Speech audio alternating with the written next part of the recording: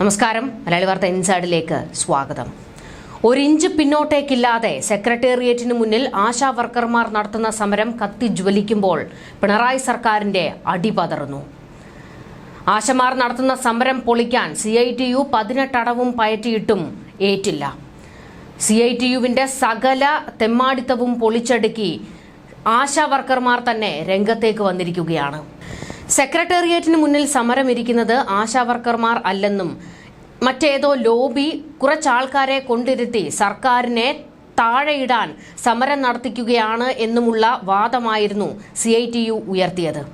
ഇതുമാത്രമല്ല, സെക്രട്ടേറിയറ്റിലെ സമരത്തിനെതിരെ CITU ഒരു ബദൽ സമരവും ഇറക്കിയിരുന്നു. പക്ഷേ അത് അടപടലം പൊളിച്ച് കയ്യിൽ കൊടുത്തത് ആശാവർക്കർമാർ തന്നെയാണ്. CITU നടത്തിയ സമരത്തിൽ ആശാവർക്കർമാരല്ല ഉണ്ടായിരുന്നത്, പകരം കുടുംബശ്രീ, തൊഴിലുറപ്പ്, അംഗനവാടി പ്രവർത്തകരെയായിരുന്നു സമരത്തിനിറക്കിയത്. ഇതെല്ലാം പൊളിഞ്ഞതോടുകൂടി സർക്കാർ ഉൾപ്പെടെ ആശാവർക്കർമാർക്കെതിരെ കാണിക്കുന്ന നീതികേടാണ് ലോകം കണ്ടുകൊണ്ടിരിക്കുന്നത്. 20 ദിവസമായി ആശാവർക്കർമാരുടെ സമരം കൊടുമ്പിരി കൊള്ളാൻ തുടങ്ങിയിട്ട്, എന്നിട്ടും ധാർഷ്ട്യം മാത്രം കൈമുതലാക്കുകയാണ് സർക്കാർ. അസുഖബാധിതരായ നിരവധി പേർ സെക്രട്ടേറിയറ്റിൽ സമരം നടത്തുന്നുണ്ട്. ഇവർക്കൊക്കെ വേണ്ടി അവിടെ മെഡിക്കൽ ക്യാമ്പും ഇപ്പോൾ സംഘടിപ്പിച്ചിട്ടുണ്ട്. അവകാശങ്ങൾ നേടിയെടുക്കാതെ തങ്ങൾ മടങ്ങില്ല എന്ന് തന്നെ ആവർത്തിക്കുകയാണ് ആശാവർക്കർമാർ. ഇതിനിടെ വകുപ്പ് മന്ത്രി വീണ ജോർജ് ആകട്ടെ കപ്പിത്താന്റെ പുരാണവും തള്ളി ഇറങ്ങിയിരിക്കുകയാണ്. സർക്കാരിന് കടുംപിടുത്തമില്ലെന്നും വളരെ അനുഭാവപൂർണമായ നിലപാടാണുള്ളതെന്നും ആരോഗ്യമന്ത്രി വീണ ജോർജ് പ്രതികരിച്ചിരിക്കുന്നത്. കേരളത്തിൽ 89% ആശമാർക്ക് ഇൻസെന്റീവും ഓണറേറിയവും ഉൾപ്പെടെ 10,000 രൂപ മുതൽ 13,000 രൂപ വരെ മാസം ലഭിക്കുന്നുണ്ടെന്നും മറ്റേത് സംസ്ഥാനം നൽകുന്നതിനേക്കാൾ കൂടുതലാണ് ഇതെന്നും മന്ത്രി പറഞ്ഞു. എന്നാൽ മന്ത്രിയുടെ കള്ളവും പൊളിച്ചടുക്കി ആശാവർക്കർമാർ മാധ്യമങ്ങൾക്ക് മുന്നിൽ പൊട്ടിത്തെറിച്ചുകൊണ്ട് സംസാരിക്കുന്നുണ്ട്. സമരം നടത്തുന്നവരുടെ കൂട്ടത്തിൽ CPMകാർ ഉൾപ്പെടെയുള്ളവരുണ്ട്. ഇന്ന് ഒരു അമ്മ ഇപ്പോൾ മാധ്യമങ്ങളോട് പ്രതികരിച്ചിരിക്കുന്നത്, ഞാനും കമ്മ്യൂണിസ്റ്റുകാരിയാണ് സാറേ, പക്ഷേ ഈ സർക്കാർ ഞങ്ങളെ വഞ്ചിച്ചു എന്ന്. ഇത്തരത്തിൽ വലിയ രീതിയിൽ തങ്ങളുടെ വേവലാതിയും എന്നാൽ സർക്കാരിനോടുള്ള അരിശവും അവർ മാധ്യമങ്ങൾക്ക് മുന്നിൽ കാണിക്കുകയാണ്. ആശമാരുടെ തൊഴിൽപരമായ പ്രശ്നങ്ങൾ പരിഹരിക്കുന്നതിനുള്ള ഇടപെടലുകളാണ് സംസ്ഥാന സർക്കാർ നടത്തുന്നത്. മറ്റേത് സംസ്ഥാനത്തേക്കാൾ കൂടുതലും അവർക്കൊപ്പം നിൽക്കുന്നത് കേരളമാണ് എന്നും മന്ത്രി വീണ ജോർജ് പറയുന്നു. എന്നാൽ 20 ദിവസമായല്ലോ സമരം നടന്നിട്ട്, എന്നിട്ട് ഈ സമരപന്തലിലേക്കൊന്ന് എത്തി നോക്കാൻ പോലും മന്ത്രി വീണ ജോർജ് തയ്യാറായിട്ടില്ല. അവരെ ഒന്ന് കാണാൻ ഇവർ തയ്യാറായിട്ടില്ല. നേരിട്ട് ചെന്ന് അവരുമായി ഒന്ന് സംസാരിക്കാൻ വകുപ്പ് മന്ത്രി എന്തുകൊണ്ട് തയ്യാറാകുന്നില്ല? യൂത്ത് കോൺഗ്രസുകാർ സമരം നടത്തുമ്പോൾ കാറിൽ നിന്ന് ഇറങ്ങി വന്ന് ഹീറോയിസം കാണിക്കാനൊക്കെ മന്ത്രി വീണ ജോർജിന് കഴിയും. പക്ഷേ നിരവധി പേർ എത്രയോ ദിവസങ്ങളായി സെക്രട്ടേറിയറ്റിൽ സമരം നടത്തുകയാണ്. അവർക്കിടയിലേക്കൊന്ന് ഇറങ്ങിച്ചെല്ലാൻ മന്ത്രി വീണ ജോർജിന് കഴിയുന്നില്ല. അത് ഭയം കൊണ്ടാണ്. കാരണം ആശാവർക്കർമാർ ഒന്നടങ്കം ഇപ്പോൾ കലിതുള്ളുന്നത് അവർ നടത്തുന്ന സമരത്തെ പൊളിച്ചെടുക്കാൻ ഈ സർക്കാരും പാർട്ടിയും CITU സംഘടനയും എല്ലാവരും ചേർന്ന് ശ്രമിക്കുകയാണ്. അതായത് സമരം നടത്തുന്നത് ആശമാർ അല്ല എന്നും മറ്റാരൊക്കെയോ ആണ് എന്നും വരുത്തി തീർക്കാനുള്ള നീക്കമാണ് CITU നടത്തുന്നത്. CITUവിനെ പറപ്പിച്ചിട്ടുണ്ട് ആശാവർക്കർമാർ. സെക്രട്ടേറിയറ്റിൽ നിന്നുള്ള ആശാവർക്കർമാരുടെ പ്രതിഷേധത്തിലേക്ക്. BP നോർമലാണ്, ഷുഗറിന് നോക്കുന്നതേ ഉള്ളൂ, RBS നോക്കുന്നതേ ഉള്ളൂ. അത് നോക്കിയിട്ട് എന്താണെന്നുള്ളത് അറിയാം. ഞാനിത് സ്ഥിരമായി കഴിക്കുന്നതാണ്. 14 വർഷം 2014 മുതൽ കഴിക്കാൻ തുടങ്ങുന്നു. എനിക്ക് സുഖമില്ലാതായതിനു ശേഷം, കാല് സുഖമില്ലാതായതിനു ശേഷം കഴിക്കാൻ തുടങ്ങുന്നതാണ്. പിന്നെ ഇവിടെ 20 ദിവസം കൊണ്ട് ഇവിടെ ഉണ്ട്. തുടർച്ചയായി രാവും പകലും ഇവിടെയാണ് കിടക്കുന്നത്. ഞാൻ അതിൻ്റെ ഞാൻ 93 കയറിയതാണ്, MSS കയറിയതാണ്. ഇപ്പോൾ ആശാ വർക്കറായിട്ട് എടുത്തു. അപ്പോൾ ആശാ വർക്കർ ഞങ്ങൾക്ക് ന്യായമായ രീതിയിലുള്ള ഞങ്ങളുടെ ജോലിക്കൂലി കിട്ടിയാൽ, ഞങ്ങളടുത്ത് ഒരു നല്ല വാക്ക് പറഞ്ഞാൽ ഞങ്ങൾ മാറാൻ തയ്യാറാണ്. പക്ഷെ പറയുന്നില്ല, ഇത്രയും ദിവസമായിട്ടും പറയുന്നില്ല. അപ്പോൾ അതിൽ വലിയ പ്രയാസവും ഇപ്പോൾ ഉണ്ട്. 203 ഞാൻ വർക്ക് ചെയ്യുന്ന ഏരിയയിൽ എനിക്ക് 250 രൂപ വണ്ടിക്ക് വേണം, ഓട്ടോയ്ക്ക് അങ്ങോട്ടും ഇങ്ങോട്ടും കൂടെ. പിന്നെ വലിയ ബുദ്ധിമുട്ടൊക്കെയാണ് വർക്ക് ചെയ്യണമെങ്കിലും, എന്നാലും ഞങ്ങൾക്ക് അത് സന്തോഷമായിട്ട് ഞങ്ങൾ 2 കൈ കൊണ്ട് സ്വീകരിച്ച് വർക്ക് ചെയ്യണം. പൂർണ്ണ സമ്മതത്തോടുകൂടിയാണ് ചെയ്യുന്നത്.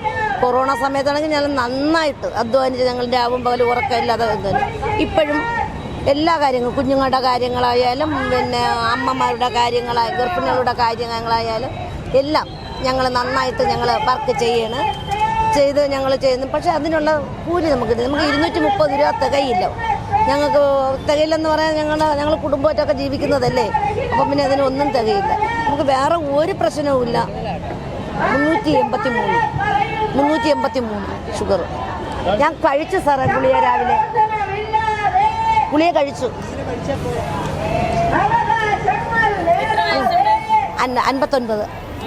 50 വയസ്സ്. അപ്പോൾ ഇതാണ് ഞങ്ങൾക്ക് ന്യായമായിട്ടുള്ളത്. ഞങ്ങൾ അവകാശപ്പെടുന്ന ന്യായം. എന്തെങ്കിലും ഒരു നല്ല കാര്യം ഒരു വാക്ക് വന്ന് പറഞ്ഞൂടെ മേഡം നമ്മളോട്, എങ്കിൽ ഞങ്ങൾ എന്തേലും പോകുമായിരുന്നു. ഇതിനിപ്പോൾ എന്തായിരുന്നാലും ഇതിന് ഒരു തീരുമാനമായിട്ടേ ഞങ്ങൾ മാറുള്ളൂ. മരിക്കേണ്ടി വന്നാൽ ഇവിടെ കിടന്ന് മരിക്കും. ഒരു തീരുമാനമായില്ലെങ്കിൽ മരിക്കേണ്ടി വന്നാൽ ഇവിടെ കിടന്ന് മരിക്കും. മരിച്ചിട്ട് ഞങ്ങൾ അവകാശവും വാങ്ങിക്കൊണ്ടേ പോകും. അതിന് വേറെ ഒരു തിരുവല്ല, പിന്നെ ഞാൻ വർക്ക് ചെയ്യുന്ന തിരുവല്ല FHC വീട്ടിലെ കൂലിപ്പണിക്കാർ തന്നെ ഉള്ളത്. എൻ്റെ മോന് ഒരാഴ്ചയിൽ 7 ദിവസം ഉണ്ടെങ്കിൽ 3 ദിവസം കൂലിപ്പണിയാണ്. എല്ലാ പണിക്കും പോകും. പിന്നെ അവർ കുടുംബമായിട്ടാണ് ജീവിക്കുന്നത്. ചേട്ടൻ പ്രായം ചെന്ന ആളാണ്. ചേട്ടനും BP ഷുഗറൊക്കെ ഉണ്ട്. എനിക്കും ഉണ്ട് BP ഷുഗറും. പിന്നെ ഇതിനെ കിട്ടുന്നതിന് അഡ്ജസ്റ്റ് ചെയ്തൊക്കെ അത്രേ ഉള്ളൂ. നമ്മളെ മീൻ വാങ്ങിയിട്ട് തന്നെ മാസങ്ങളോളാവുന്നു. നമുക്ക് ഇപ്പോഴും ഈ സമരം ചെയ്തതിലാണ് മേഡം ഇപ്പോഴും ഞങ്ങൾക്ക് കാശെല്ലാം ഒരുമിച്ച് കിട്ടിയത്. ഇല്ലെങ്കിൽ ഇതുപോലെ 3, 4, 5 മാസം ആകുമ്പോൾ കിട്ടില്ലെങ്കിൽ ഇതുപോലെ ഒന്ന് സമരം ചെയ്യുമ്പോൾ 1 മാസത്തെ കിട്ടും.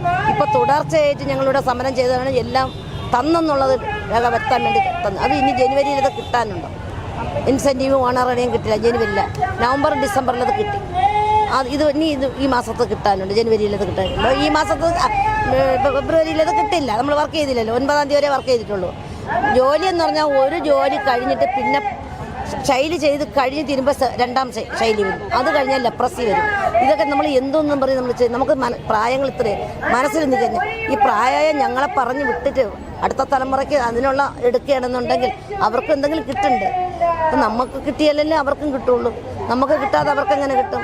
അപ്പം ഞങ്ങളെപ്പോലെ ഉള്ളവരെ പറഞ്ഞയച്ചാൽ അവർ ന്യായമായി ഞങ്ങൾക്ക് പൈസകൾ ഞങ്ങൾക്ക് ആരും തരില്ല. ഞങ്ങളെ മക്കൾ പോലും തരില്ല. ഇന്നത്തെ കാലങ്ങൾ അറിയല്ല. അപ്പം ഞങ്ങൾക്ക് 1 രൂപ ഉണ്ടെങ്കിൽ ഞങ്ങളുടേതായ ചിലവിനെടുക്കും. എനിക്ക് മരുന്ന് കണ്ടല്ല, അസുഖം മരുന്നിന് വേണം, BPക്ക് ഷുഗറിന് എല്ലാം വേണം, വീട്ടിലെ കാര്യങ്ങൾ വേണം, എല്ലാ കാര്യങ്ങളും നോക്കണം. പിന്നെ ഇതുകൊണ്ടൊന്നും തികയില്ല. കിട്ടിയത് കടം തീർത്ത് വെച്ചിട്ടാണ് ഇരിക്കുന്നത്. ഇനി വേണമെങ്കിൽ ഇനി വർക്ക് ചെയ്ത് കിട്ടിയാലേ ഉള്ളൂ. ഇനി അവർ എടുക്കോ ഇല്ലെന്നുള്ളത് ഒന്നും ഉറപ്പില്ല. അതെല്ലാം ഇനി എന്തായാലും വരുന്നതെടുത്തേച്ച് കാണാം. അത്രയും ഞങ്ങളുള്ളത്. പക്ഷേ ഇതെന്തായിരുന്നാലും ഇതിന് പിന്മാറിപ്പോകില്ല. ഇവർ എങ്ങനെയൊക്കെ നോക്കിയിരുന്നാലും ഞങ്ങൾ പിന്മാറുന്ന പ്രശ്നമില്ല. മഴയത്ത് ഞങ്ങൾ ടാർപ്പ വലിച്ച് പിടിച്ച് ആണുങ്ങൾ പിടിച്ച് നിന്നു. ഞങ്ങൾ ടാർപ്പയ്ക്കകത്താണ് നിന്നും. എന്നിട്ട് പോലും ഇത്രയും മനസ്സാക്ഷി കാണിക്കുമെന്ന് ഞാനൊരു കമ്മ്യൂണിസ്റ്റുകാരിയാണ്. ഇവിടെ ഞങ്ങൾ ഈ ആശമാർക്ക് പാർട്ടിയില്ല. ഞങ്ങൾക്കെല്ലാം ആരുടെയെങ്കിലും കയ്യിലൊരു പൊടിയിരിക്കുന്ന കണ്ടിട്ടുണ്ടോ? ഇനി 20 ദിവസമായി. ഞങ്ങൾക്ക് ഈ പാർട്ടി എന്ന് പറയുന്നത് എല്ലാം ഞങ്ങൾ വനിതകൾ മാത്രമാണ്. യഥാർത്ഥ ആശാ വർക്കർമാരാണ് ഇതിനകത്തിരിക്കുന്നത് കംപ്ലീറ്റ്. ഞാൻ 93, അതുപോലെ എത്ര പേര് 93-ൽ കയറിയവരുണ്ടെന്നറിയാമോ? അപ്പോൾ അല്പമെങ്കിലും ഒരു മനസാക്ഷി കാണിച്ചപ്പോൾ നമ്മളെ മുഖ്യമന്ത്രി, ആരോഗ്യവകുപ്പ് മന്ത്രി, ബഹുമാനപ്പെട്ട ആരോഗ്യവകുപ്പ് മന്ത്രി, മുഖ്യമന്ത്രി ഞങ്ങൾ 60 വയസ്സായവരെയൊക്കെ പറഞ്ഞു വിട്ടാൽ വലിയ ഉപകാരം. ഞങ്ങൾക്ക് എന്തെങ്കിലും നമ്മൾ പറഞ്ഞ് തന്നിട്ട് ഞങ്ങൾ വിട്ടാൽ അത്രയും ഏറ്റവും വലിയ.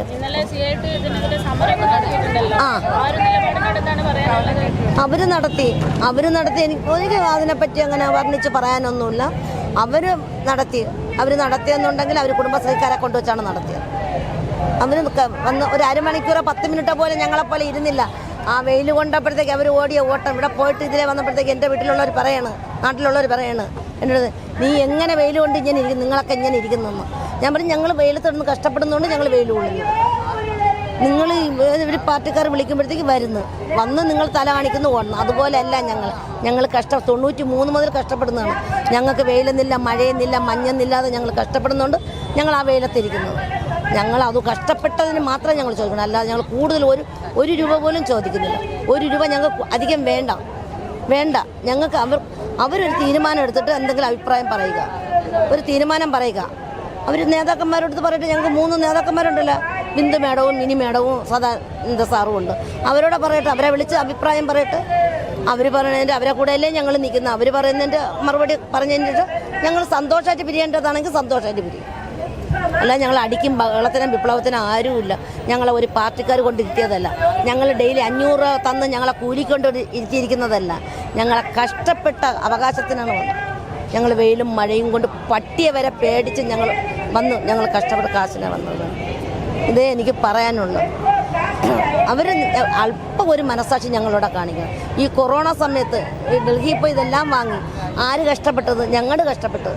ഈ ഇടയ്ക്കും അവർ എവിടെ ഒരു പരിപാടി വെച്ചാലും ആദ്യം വിളിക്കുന്നത് ആശാ വർക്കർമാരാണ്. ഞങ്ങൾ പൈസ ഇല്ലെങ്കിൽ ആട്ടക്കാർക്ക് കടം വെച്ചാണ് അവർ പറയുന്ന സ്ഥലത്ത് പോകുന്നത്. ആ ഒരു മനസ്സാക്ഷി അത് മാത്രം മതി, അതൊന്ന് സങ്കല്പിച്ചാൽ മതി. ഇപ്പോഴേ ഈ കഴിഞ്ഞ മാസം പിന്നെ ഇവിടെ വഴുതക്കേട് അത് ഓഡിറ്റോറിയത്തിൽ വിളിച്ചു, ഞങ്ങൾ പോയി. അല്ലെങ്കിൽ ചെന്നില്ല എന്നുണ്ടെങ്കിൽ അവിടെ നമ്മുടെ സിസ്റ്റർമാരെടുത്ത് ആരെടുത്തെങ്കിലും പറയും, അല്ലെങ്കിൽ നമ്മുടെ ലീഡർമാരെടുത്ത് പറയും, വരാത്തവരെ പേരെഴുതി കൊടുക്കാൻ പറയും. അങ്ങ് വരാത്തവരെ പേരെഴുതി കൊടുക്കും. അങ്ങനെയൊക്കെയാണ് നമ്മൾ. അവരെന്ത് പറഞ്ഞാലും ഞങ്ങൾ പോകും. എന്ന് വെച്ചാൽ നമ്മളെ തൊഴിലാളിയുടെ ഭരണമല്ലേ, തൊഴിലാളിയുടെ മന്ത്രിയല്ലേ എന്നുള്ള ഒരു ഇതിലാണ് ഞങ്ങൾ പോവുകയും വരെ എല്ലാം ചെയ്യുന്നത്. ഞങ്ങൾക്ക് നാളെ ഞങ്ങളെ സഹായിക്കും, ഞങ്ങളെ പിന്താങ്ങും എന്നുള്ള ആ ഒരൊറ്റ ധൈര്യത്തിലാണ്. ഇനി ഇവരെയൊക്കെ എങ്ങനെ നമുക്ക് വിശ്വസിക്കാൻ പറ്റും? ഇനിയുള്ള തലമുറയ്ക്ക് ആയാലും അവരാളെ എടുക്കുന്നതെന്നാണ്. എടുക്കട്ടെ, നല്ല കാര്യം. എടുക്കണ്ടെന്ന് പറയുന്നില്ല. നമ്മൾ പറയേണ്ട അതൊരു ഇതുമില്ല. എല്ലാവരും ഇതുപോലെ വർക്ക് ചെയ്യേണ്ടവരാണ്, ജോലി ചെയ്യേണ്ടവരാണ്. പക്ഷേ ഞങ്ങളുടെ അവകാശം ഞങ്ങൾക്ക് തന്നേ പറ്റുള്ളൂ. തെറ്റുണ്ടോ? ഞാൻ പറയുന്നില്ല. ഞങ്ങളുടെ അവകാശം, ഞങ്ങൾ 93 മുതൽ കഷ്ടപ്പെട്ട അവകാശം ഞങ്ങൾക്ക് കിട്ടിയേ പറ്റില്ല. അതിന് മാത്രം ഒരു നല്ല വാക്ക്, വേറെ ഒന്നും വേണ്ട. ഞങ്ങളെ ഒന്നും വേണ്ട. ഞങ്ങൾ അവരെ വലിയ അംഗീകരിച്ച് ഞങ്ങൾ ബഹുമാനത്തോടു കൂടി ഞങ്ങൾ നോക്കുന്ന ഭരണകൂടം, മുഖ്യമന്ത്രിയായാലും ആരോഗ്യവകുപ്പ് മന്ത്രിയായിരുന്നാലും ഞങ്ങൾക്ക് അവരോട് ഇന്നും ഞങ്ങൾക്ക് സ്നേഹമുണ്ട്, ഞങ്ങൾക്ക് ബഹുമാനമുണ്ട്. പക്ഷേ ഞങ്ങളോട് ഈ കടും കൈ കാണിക്കരുത്. ഒരു കാര്യം, 2 കൈ കൊടുത്ത് തൊഴുതു പറഞ്ഞു. ഞങ്ങൾക്ക് ഇത് ഞങ്ങൾ ചോദിച്ചത് കിട്ടിയില്ല എന്നുണ്ടെങ്കിൽ ഞങ്ങൾ മരണം വരെ ഇവിടെ കിടക്കും.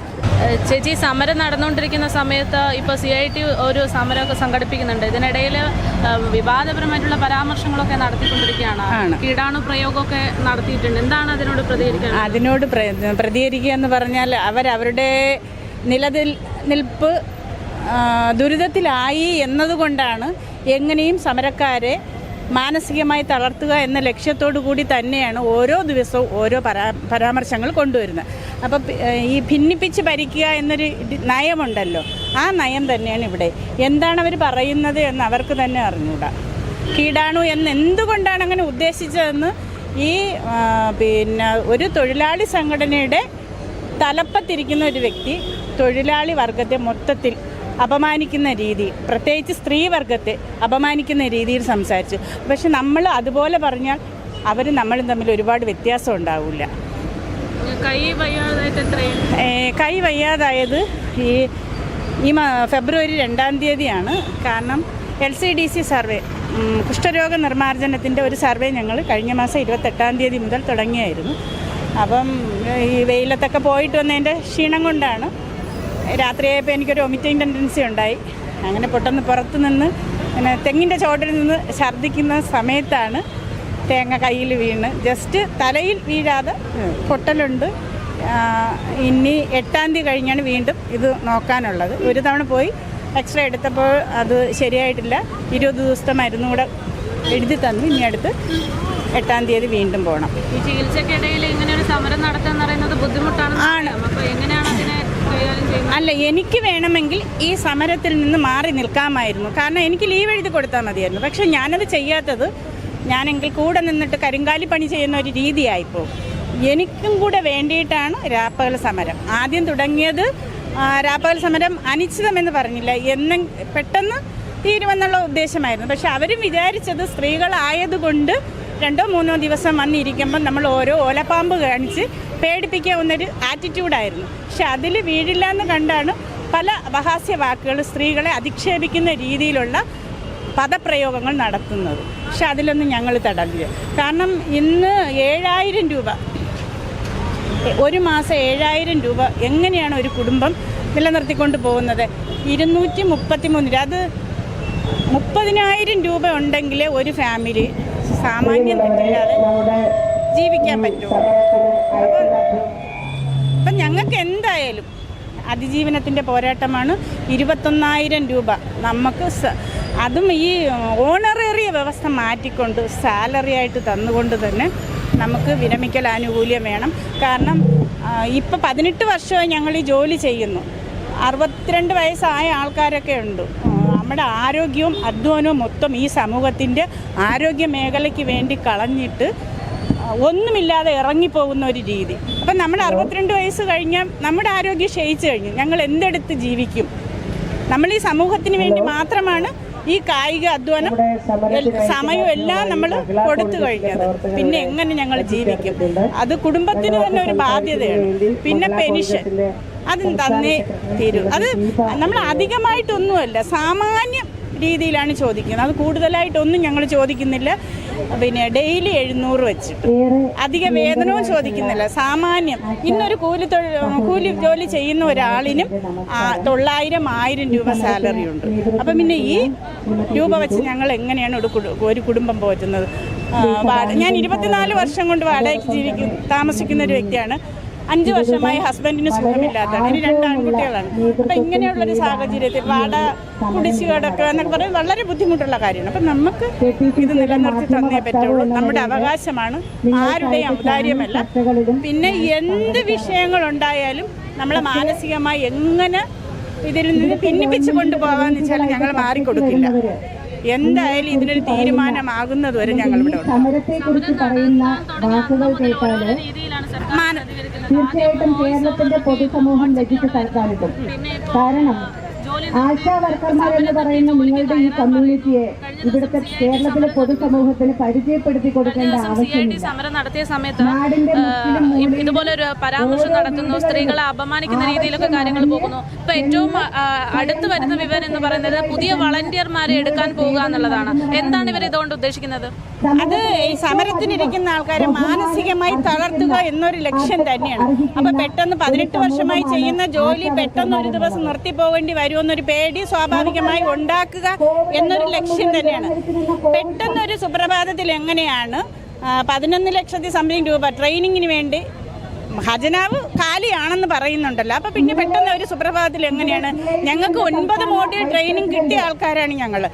അന്ന് 2008 ഞങ്ങൾക്ക് തന്ന ID കാർഡ് ഇന്ന് വരെ പുതുക്കി തന്നിട്ടില്ല. നമ്മുടെ ID നമ്പരൊക്കെ മാറി, എന്നിട്ട് പോലും പുതുക്കി തരാൻ ഫണ്ടില്ല. പിന്നെ 20 ദിവസം നമ്മൾ രാപ്പകൽ സമരം നടത്തുന്ന ഈ വേളയിൽ എങ്ങനെ ഇത്രയും ലക്ഷങ്ങൾ മാറ്റാൻ പറ്റുന്നു? അവർക്ക് എവിടെ നിന്ന് കിട്ടിയ പണം? അത് നമ്മൾ ചിന്തിക്കണം. സ്വാഭാവികമായി അതാണ് ഞാൻ പറഞ്ഞത്, ഭിന്നിപ്പിക്കുക, പേടിപ്പെടുത്തുക എന്നുള്ള ഒരു ലക്ഷ്യത്തോടു കൂടി തന്നെയാണ് ഇത് ചെയ്യുന്നത്. ഇതുകൊണ്ടത് ഞങ്ങൾക്ക് പേടിയില്ല. ഞങ്ങൾക്ക് ഇന്നലെ വിളിച്ച് പറഞ്ഞായിരുന്നു പിന്നെ ഒപ്പിട്ട് കൊടുക്കണം. ഞങ്ങൾ വെമ്പായം പഞ്ചായത്തിന്റെ പ്രവർത്തകർ, ആശാവർക്കറാണ്. അപ്പം വെമ്പായം പഞ്ചായത്തിൽ നമ്മൾ 32 ആശാവർക്കർമാരാണുള്ളത്. 42 പേരുണ്ടായിരുന്നു. അതിൽ ഒരാൾ തുടക്കകാലത്തിൽ മരിച്ച് പിന്നീട് പല കാര്യങ്ങൾ കൊണ്ട് മാറിപ്പോയിട്ട് ഇപ്പം 32 പേരുണ്ട്. അതിൽ ഒരാളൊഴിച്ച് ബാക്കി 31 പേരും 20 ദിവസം കൊണ്ട് ഇവിടെ സമരത്തിലാണ്.